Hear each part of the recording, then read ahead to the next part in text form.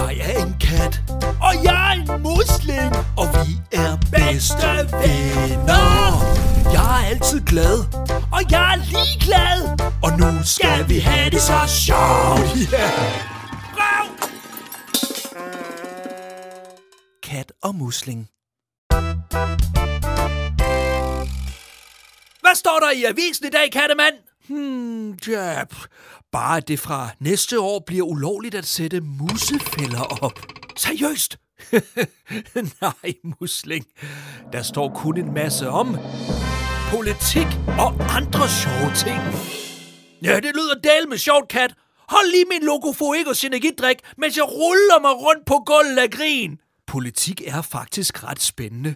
Og så er det vigtigt at følge med i. Skyd mig! Skyd mig nu! Ved du for eksempel, hvad demokrati er? Er det ikke det der gøjl med, at hvis du er uenig med flertallet, så kan du ikke gøre en flyvende fis ved det?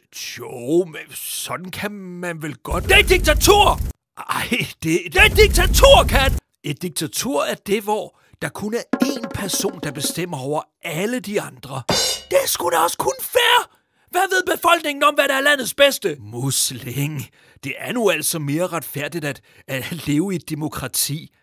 Der har man for eksempel også retten til veto. Lego! Nej, veto.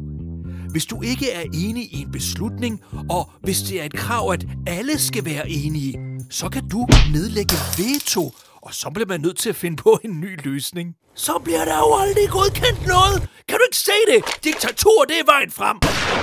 Måske skal vi bare tale om et andet emne. Lego! Jeg mener veto! Hvad?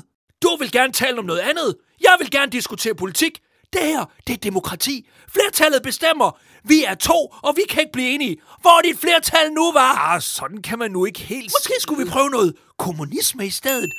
Ja, god idé. Eller hvad med lidt sving?